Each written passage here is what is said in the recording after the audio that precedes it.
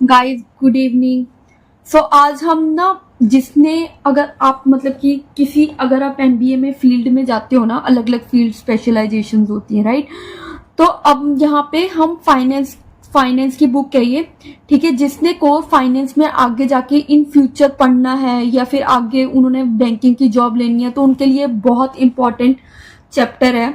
और ये आगे कॉन्सेप्ट बहुत ज्यादा क्लियर होंगे आपको अगर आप ये सारे कॉन्सेप्ट पढ़ोगे और मेरी वीडियोस ध्यान से देखोगे। उसके लिए आपको सब्सक्राइब भी करना पड़ेगा ताकि आप अपडेशन आपको मिलती रहे हर सब्जेक्ट की और आप नॉलेज गेन कर पाओ, ठीक है। तो अब हम विदाउट टाइम वेस्ट किए एक मतलब कि चैप्टर 1 करते हैं, इंट्रोडक्शन टू फाइनेंशियल सर्विसेज, ठीक है। पहले हम उसको शॉर्ट में मीनिंग देखेंगे कि क्या होता है और मैं सारा एग्जाम पॉइंट ऑफ व्यू से समझाती हूँ, ठीक है।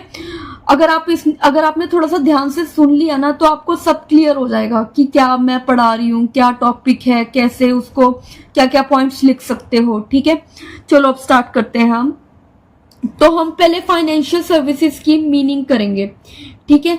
Financial services is referred to as the product and services which are offered by the banks as they provide various kind of facilities of financial transactions and other financial activities like loans, insurance, credit cards, investment opportunities and money management, and also give information on the stock market and other issues like market ups and down. अब आपको पता है financial service किससे जुड़ा है? Bank से जुड़ा है, ठीक है। म्यूचुअल फंड हो गया, इंश्योरेंस कंपनी हो गई, इनकी सबकी फाइनेंशियल सर्विसेज होती हैं, ठीक है।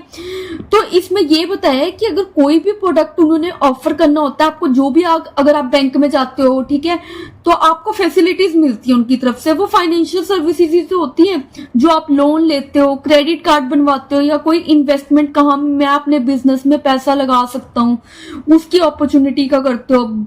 मनी मैनेजमेंट की, अगर आपने कोई जैसे एफडी करवानी है या फिर शॉर्ट टर्म आपको गेन चाहिए तो आपने किसी और में इन्वेस्ट करना है, तो वो सारा कुछ आपको बताते हैं, सारी नॉलेज देते हैं, उसको कहते हैं फाइनेंशियल सर्विसेज, ठीक है। जैसे कि वो आपको प्रॉपर, अगर आपने स्टॉक मार्केट में कहीं पे अगर आपने पैसा लगाना है तो वो उसकी भी प्रॉपर इंफॉर्मेशन देते हैं कि ऐसी मार्केट अप जा रही है, डाउन जा रही है, तो वो सारा कुछ आपको बताते हैं फाइनेंशियल सर्विसेज में। और ये सारी सर्विसेज आपको मतलब कि आपको बैंक में भी मिल जाती है, म्यूचुअल फंड में भी मिल जाती है, इंश्योरेंस, पेंशन, ये सब में वो फाइनेंशियल सर्विसेज दे रहे होते हैं। क्योंकि ये सब्जेक्ट ना ऐसा है कि आपको ना मतलब कि जो आपके अराउंड होता है ना वही सब्जेक्ट्स हैं ये सारे। बस एक ये चीज है कि मतलब कि अगर जैसे आपने कभी नहीं सुना होता तो वो आपको बुक से नॉलेज मिलती है, राइट। तो अब हम दूसरे पैराग्राफ पे आते हैं। तो अब यहाँ पे लिखा the basic aim of this sector is to act as an intermediary between the individual and institutional investor which will help in financial transaction। तो फाइनेंशियल सर्विस एक इंटरमीडियरी का काम करता है, जैसे बैंक्स हैं वो इंटरमीडियरी का काम करते हैं, जैसे कि हम जैसे आम लोग इंडिविजुअल्स हो गए, राइट। और जो इंस्टीट्यूशनल इन्वेस्टर्स हैं वो आगे कहाँ पे इन्वेस्ट करते हैं, वो उनके लिए इन्वेस्टर्स होंगे, राइट। तो जिससे कि हमारी फाइनेंशियल ट्रांजेक्शन होती है, तो उनका मेन एम होता है कि वो एक इंटरमीडियरी की तरह काम करते हैं, ठीक है। या पेपर में जरूर लिख के आना उसका एम क्या है। तो अगर जैसे टीचर पढ़ेगा तो उसकी आंखों में एक हाईलाइट होगा कि इसने एम भी लिखा है बच्चे ने, तो वो एक्स्ट्रा मार्क्स मतलब देते हैं, पूरे देते हैं बच्चे को अगर आपने मीनिंग लिखा हो अच्छे से, ठीक है। तो इसमें आपको ये पता चलता है कि जब हम जैसे आम लोग हैं या इंस्टीट्यूशनल इन्वेस्टर हैं वो दोनों आपस में मिलकर फाइनेंशियल ट्रांजेक्शन्स करते हैं। तो गाइस, तो हमने फाइनेंशियल सर्विसेज की मीनिंग तो हमने देख लिया कि क्या होता है। अगर आप उतना मीनिंग भी कर लोगे सफिशिएंट है, कुछ एक्स्ट्रा करने की जरूरत नहीं है, फिर ओवरफ्लो होता है माइंड से, ठीक है। अब हम नेक्स्ट टॉपिक करेंगे इंपॉर्टेंस ऑफ फाइनेंशियल सर्विसेज, कि हम सर्विसेज की लोग मतलब कि जो बैंक्स वगैरह हैं वो सर्विसेज तो दे रहे हैं, उसकी इंपॉर्टेंस क्या है, क्या उसका काम क्या है, ठीक है।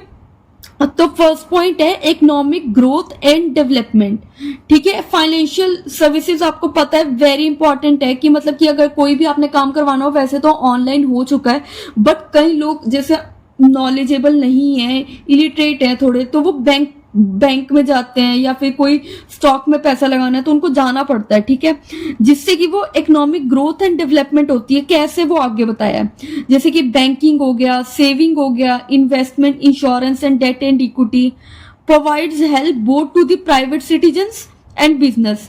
अब ये जैसे इन्वेस्टमेंट कोई, अब ये जैसे मैंने आपको बताया कि इन्वेस्टमेंट, डेट वगैरह, सेविंग होगी, बैंकिंग, ये सारा कुछ दोनों को कैसे हेल्प करता है, प्राइवेट सिटीजन को भी और बिजनेसेस को। प्राइवेट सिटीजन्स को कैसे करता है कि वो हेल्प इन सेविंग मनी, कि कैसे उन्होंने पैसा जोड़ना है, ठीक है, कैसे वो प्रोटेक्शन, अपने पैसों की प्रोटेक्शन कर सकते हैं बैंक में रख के। कोई कैजुअलिटी आ जाती है, कोई अनसर्टिनिटी आ जाती है, उनका पैसा तो सेफ है ना। तो भाई बिजनेस का क्या है, अगर उन्होंने कोई नया बिजनेस फॉर्म करना है या फिर इंक्रीज द एफिशिएंसी और एक्सपैंड करना है अपना बिजनेस नेशनली और इंटरनेशनली, तो वो उनके लिए काम आता है। उस चीज में उनको मतलब कि जैसे लोन मिलता है, डिफरेंट डिफरेंट स्कीम्स होती है इनकी हर बंदे को लेके, ठीक है। तो it also help poor section of the societies, poor section of the societies को भी करता है कि as the services help in lowing the vulnerability and help people to control the availability of assets for making the income, कि जैसे अगर उनको लोग कंट्रोल करता है कि मतलब उनको चीपर रेट पे लोन्स मिल जाते हैं एग्रीकल्चर लोगों को, राइट, तो इसमें इनकम और जो ऑप्शंस है वो उनके लिए अलग होते हैं ताकि उनकी पॉवर्टी इन सोसाइटी कम हो जाए।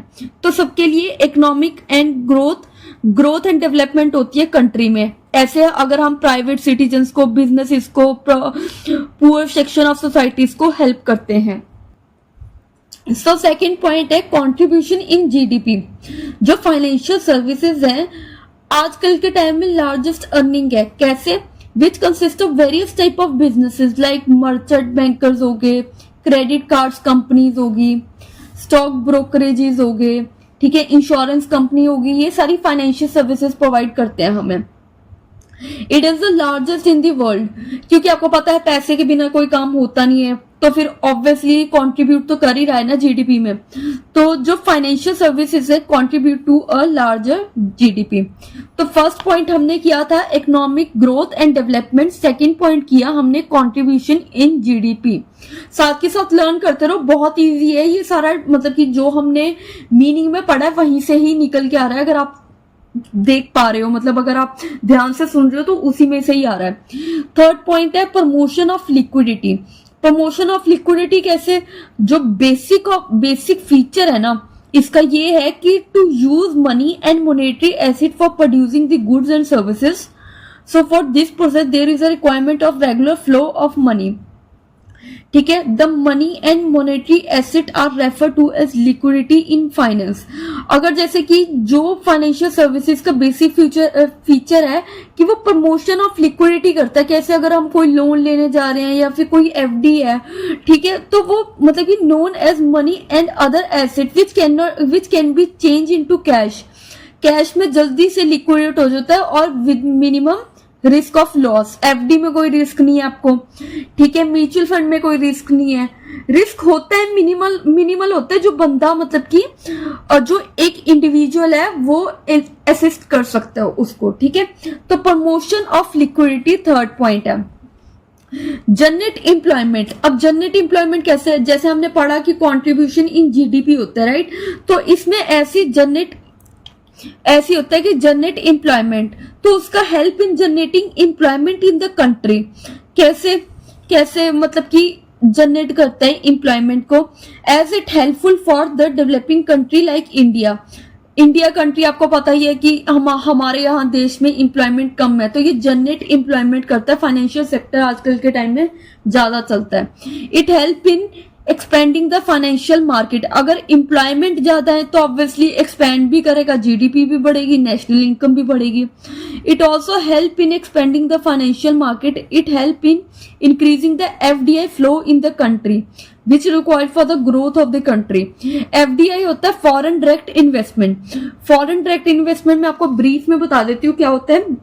फॉरेन डायरेक्ट इन्वेस्टमेंट ये होता है कि जब हम दूसरी कंट्री के अपने हिसाब के इंटरेस्ट, जैसे कि कोई म्यूचुअल फंड हो गया, इंश्योरेंस कंपनी दूसरी कंट्री के लेते हैं, तो फिर तब हम उसमें इंटरेस्ट दिखाते हैं और कंट्रीब्यूट करते हैं, जिससे कि जनरेट एम्प्लॉयमेंट होती है। और वो मतलब कि जैसे कि इन टर्म्स ऑफ जैसे रिटर्न्स होगी, कैपिटल गेन्स हो गए, ये सारा कुछ मतलब हमें मिलता है benefit.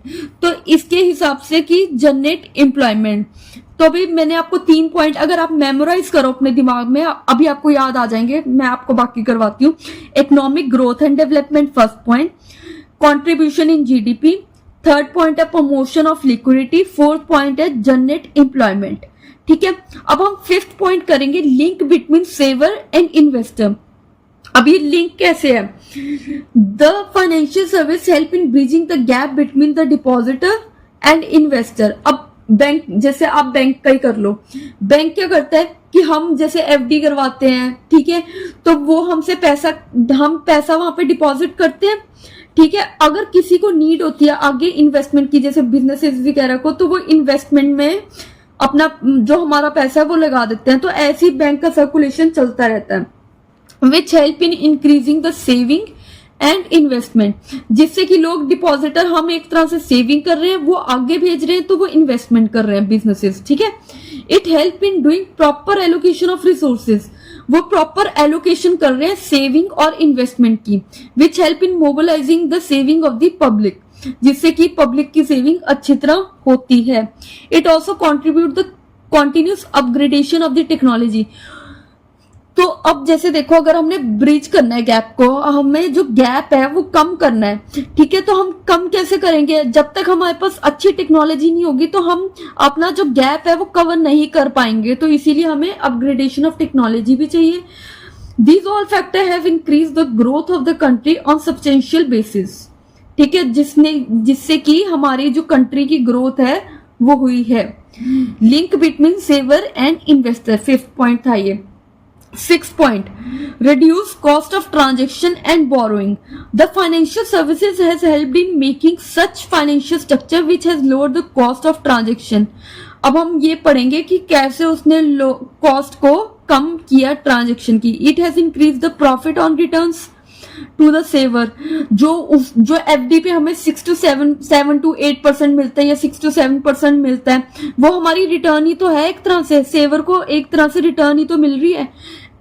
And it lower the cost of borrowing, which increases the rate of saving among the people, जिससे कि borrowing कम हो गई और people सेव करना ज्यादा करने लग गए, ठीक है।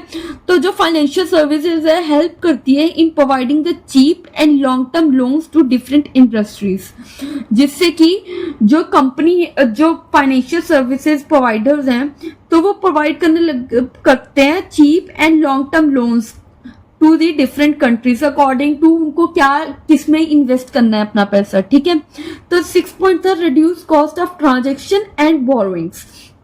7th पॉइंट है minimises situations of asymmetric information. The various financial services like insurance, pension and portfolio adjustment help in providing the financial protection and reducing the condition in which the information is not regular and may affect the performance of the operator, or when one party has details while other does not have. इसमें क्या आपको बताया है paragraph में कि अब एक party के पास डिटेल है, दूसरी पार्टी के पास नहीं है, तो वो अगर एक पार्टी के पास डिटेल है तो वो एक गलत इंफॉर्मेशन आगे जाके इन फ्यूचर ले सकता है, ठीक है, रिस्क ज्यादा बढ़ सकता है। तो एक जब से फिर फाइनेंशियल सर्विसेज आई हैं, ठीक है, जैसे कि इंश्योरेंस, पेंशन, पोर्टफोलियो एडजस्टमेंट में उन्होंने हेल्प किया फाइनेंशियल प्रोटेक्शन को कि सबके पास इक्वल नॉलेज होनी चाहिए and reducing in which information is not regular, कि एक फाइनेंशियल प्रोटेक्शन को एक तो हेल्प मिली, ठीक है, उन्होंने मतलब कि हेल्प करी इंश्योरेंस कंपनी, पेंशन, इन कंपनीज को कि वो फाइनेंशियल प्रोटेक्शन रखे, ठीक है। Reducing the condition in which information is not regular made effect the performance. अगर हम एक दूसरे से डिस्कस नहीं करेंगे कि क्या इंफॉर्मेशन को डिस्कस नहीं करेंगे, डिटेल्स को ट्रांजेक्शन के रिलेटेड, देन तो फिर मतलब वो डिसीजन गलत ले लेगा, तो इसीलिए और इफेक्ट करेगा परफॉर्मेंस के ऑपरेटर को जो ऑपरेट कर रहा है फाइनेंशियल सर्विसेज को। तो एसिमेट्रिक इंफॉर्मेशन होनी चाहिए, ठीक है। तो minimises situation of asymmetric information. Financial deepening and broadening. अब फाइनेंशियल डीपनिंग और ब्रॉडनिंग का क्या मतलब है यहाँ पे? Financial deepening means increasing the financial asset according to the GDP. अगर जैसे जीडीपी बढ़ती जाएगी वैसे हमें फाइनेंशियल एसेट भी इंक्रीज करने होंगे, बैंक को कोई नई स्कीम लेके आनी होगी, ठीक है, कोई लोन्स को मतलब कि न्यू पॉलिसीज लेके आनी होंगी ताकि हमारी जीडीपी के अकॉर्डिंग इंक्रीज हो। फिर financial broadening means in increasing the number of financial asset and also the variety of participant and instruments।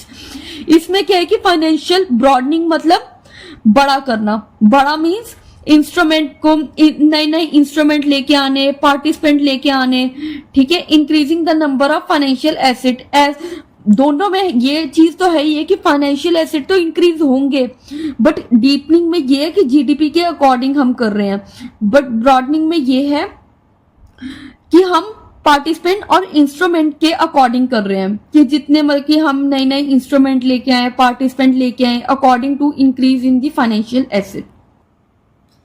So 9th point है हेल्प इन प्रोजेक्ट सिलेक्शन। अब फाइनेंशियल सर्विसेज कैसे इंप्रूव करती है performance of the investment? It help in providing the way for exchanging the goods and services and also transferring the economic resources by time and also geographic region and industry. अगर किसी ने project में अगर मतलब कि जैसे government का हो गया प्रोजेक्ट, या फिर कोई भी अगर प्रोजेक्ट जैसे बिजनेस में कोई भी अगर जैसे बिजनेस में कर रहा है, तो कैसे वो अपने गुड्स एंड सर्विसेज को एक्सचेंज करेगा, कैसे इकोनॉमिक रिसोर्सेज जो हैं टाइमली उनको मैनेज करेगा, and according to geographic region and industry कैसे वो सब कुछ प्रोजेक्ट सिलेक्शन किस अकॉर्डिंग करेगा, वो भी जो फाइनेंशियल सर्विसेज है वो हेल्प करती है ताकि वो अपनी इन्वेस्टमेंट की परफॉर्मेंस को कि वो इन्वेस्टमेंट का ऐसी कैसे लगाएं कि उनकी इन्वेस्टमेंट इंप्रूव हो जाए, परफॉर्मेंस उनकी इंप्रूव हो जाए, ठीक है। तो help in project selection. 10th है एलोकेशन ऑफ रिस्क। अब आपको पता है कि अगर जैसे आप कहीं पे भी पैसा लगाते हो, हर बंदे को ये होता है कि मेरा पैसा डूब ना जाए या मेरा पैसा रिस्क से ठीक रहे, ऐसा मैनेज करें बैंक वाले या फाइनेंशियल सर्विसेज वाले कि मेरा जो पैसा है वो अच्छी तरह मैनेज हो पाए। तो the financial services work in doing optimum allocation of risk bearing, की मतलब कि रिस्क कम हो जिसका भी हम अगर पैसा लगा रहे हैं या कुछ भी है। It reduces merges and trade various kind of risk which is used in mobilising the saving and assessing the credit. अब आपको क्रेडिट किस हिसाब से मिलता है कि आप कितना रिस्क बेयर कर सकते हो, कितना इंटरेस्ट रेट है, कितना मतलब कि उसमें रिस्क हो सकता है, तभी आप सेविंग के बारे में सोचोगे ना। तो अगर जैसे तभी आपको क्रेडिट मिल सकता है ना। तो फाइनेंशियल सर्विसेज क्या करती है, पहले आपका रिस्क देखती है विद इन द लिमिट्स, कि मतलब आप, और उनका भी कुछ लिमिट होती है रिस्क की कि वो कितना लिमिट आपको दे सकते हैं रिस्क का, या आपके मतलब कि कितना सेविंग के अकॉर्डिंग आपको कितना रिस्क दे सकते हैं। And also reduces gathering cost, उसमें अगर जैसे कोई कॉस्ट लगती है वो भी मैनेज करते हैं financial services. And examining the information to help the operator in decision making, वो सारा कुछ आपकी इंफॉर्मेशन को एनालाइज करेंगे तब जाके आपको क्रेडिट मिलेगा, राइट। तो एलोकेशन ऑफ रिस्क में क्या होता है कि वो सारा कुछ रिस्क के अकॉर्डिंग सब कुछ एनालाइज करते हैं, एग्जामिन करते हैं, ताकि तभी वो डिसीजन ले पाएंगे। अगर रॉन्ग डिसीजन हो गया तो फिर मतलब कि जो उनका पैसा है वो फिर वही बात आ गई, फिर डूब जाता है। तो 10th पॉइंट है एलोकेशन ऑफ रिस्क। जब तक जो ऑपरेटर है रिस्क को देखेगा नहीं, एनालाइज नहीं करेगा, तब तक वो आगे पैसा इन्वेस्टमेंट नहीं कर पाएगा। तब तक जो इन्वेस्टर है वो पैसा कैसे दे देगा जब उसे आगे वाले को ट्रस्ट ही नहीं है। तो एलोकेशन ऑफ रिस्क। तो दैट्स द ऑल। अभी हमने दो चीजें टॉपिक कवर करे हैं, meaning of financial services and importance of financial services. तो आप एक बारी गो थ्रू कर लेना। अगर कोई भी डाउट होगा, कुछ भी होगा, तो आप कमेंट बॉक्स में प्लीज जरूर लिखिए। एंड गाइज मेरे चैनल को आप प्लीज सब्सक्राइब कर दीजिए ताकि आपको आने वाले टाइम में मेरी हर एक important video exam point of view से, हर एक MSc पॉइंट ऑफ व्यू से, नॉलेज गेन से आपको सारी इंफॉर्मेशन मिल सके। तो इसीलिए आप कुछ भी अगर डाउट होता है तो कमेंट कर दीजिए, सब्सक्राइब कर दीजिए और लाइक कर दीजिए। और वीडियो को ऐसे छोड़ के मत जाना प्लीज, क्योंकि टॉपिक अगर आपको कुछ नहीं समझ आया तो मैं आपके लिए एक नई वीडियो लेके आऊंगी, अगर आपकी डिमांड होगी तो, ठीक है। तो अभी के लिए थैंक यू गाइस, मैं नेक्स्ट वीडियो में आपको मिलूंगी।